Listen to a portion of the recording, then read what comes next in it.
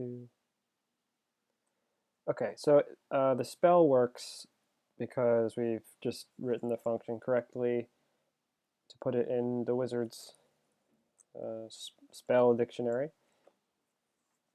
So let's write the function where we cast the spell. Let's see, so self spell name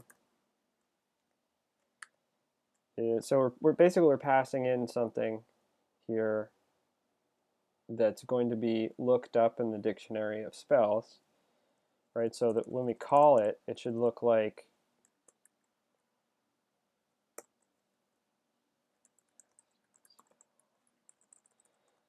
I'm just going to get rid of this other stuff.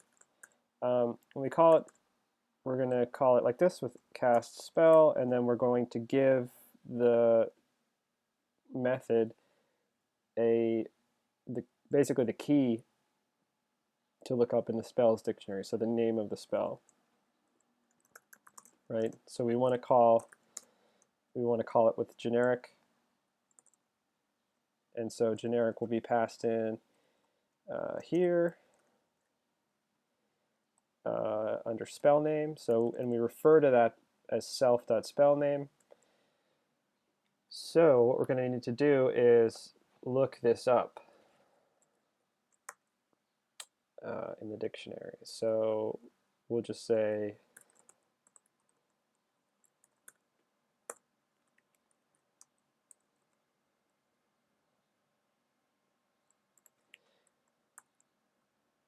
oh, I'm sorry. This actually is not necessary, the self dot. The reason it's not necessary, and this is a good thing to know about when you're trying to, if you want the data to be bound to the object, then you want to use self dot.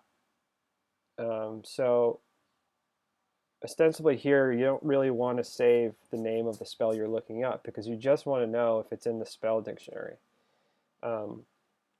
So there's no need to refer to it, to use the self variable at all. So that's the difference between using self and just using a variable by the name that it's passed in as.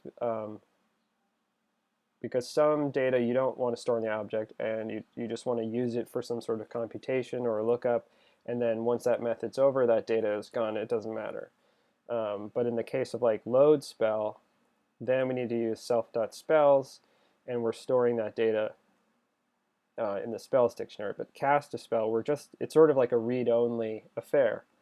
So we're not really storing it on the object. Sorry if I'm repeating myself here, but so yeah, so contrary to what I said originally, we want to take spell name in, right? And then we want to use that as the key in the self.spells dictionary.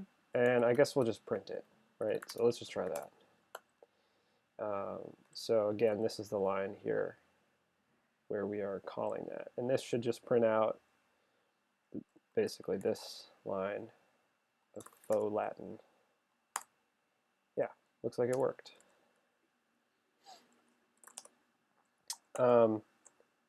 Okay, so we want to basically also handle a lookup properly. So if, say we look up a spell like some other spell and it isn't in our spell dictionary, if this happens and we don't really prepare for it, we'll get a runtime error. So if we look up like, right, this obviously obscure spell that probably hasn't been used since the mid-12th century. Let's see. If we call that, we should get an error. Key error. is not in, doesn't exist. So take note of this key error. What we're going to do now is we're going to use one of Python's features, which is available in a lot of languages. It's called the try and except clause. And then I'll show you an alternative after.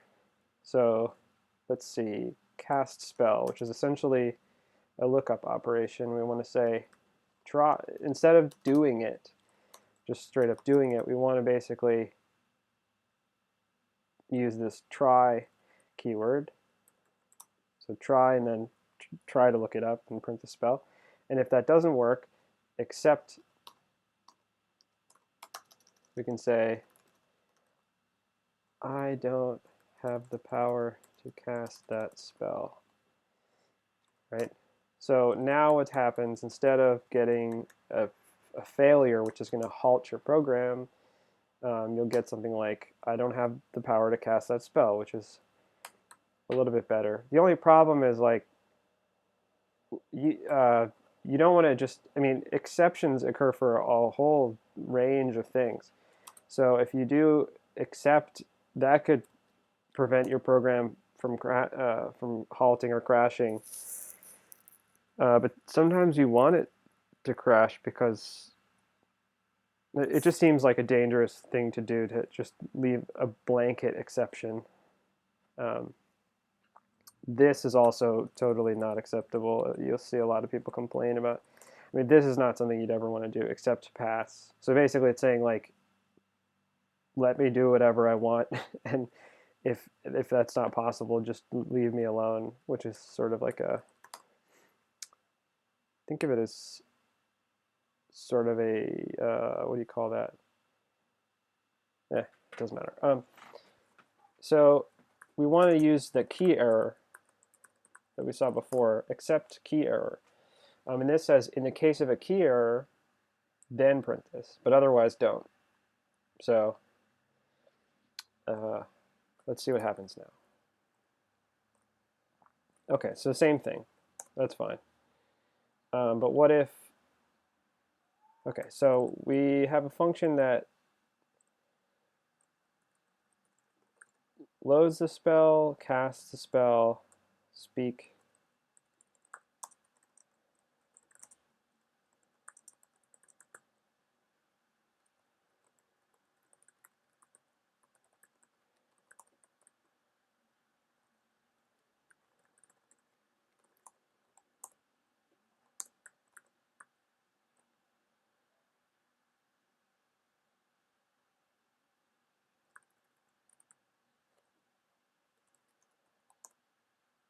Okay, so speak just identifies what the wizard's name was. So let's make another wizard just to give you an idea of, like, the sort of benefit of this. So W2 is wizard, and we'll call him Dan Golf.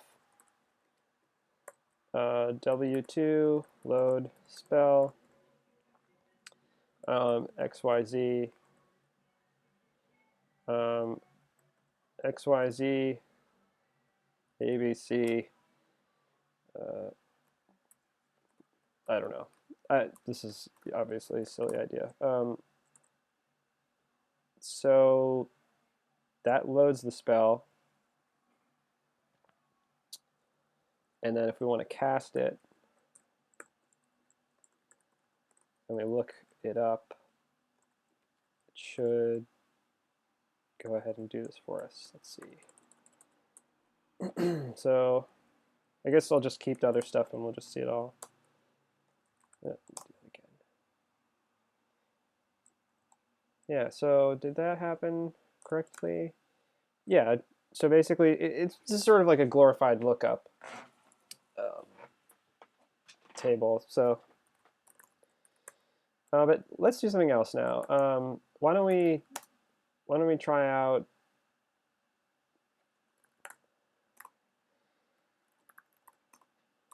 So now we're going to say wizard inherits from person.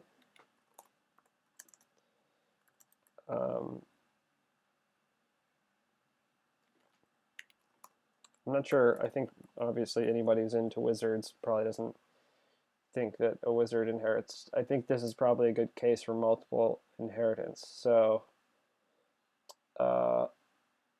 let's try that out. So class person inherits from object.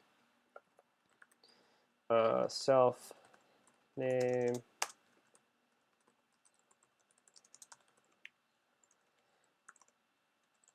we'll say a wizard inherits from a person and another wizard. No, is that even possible?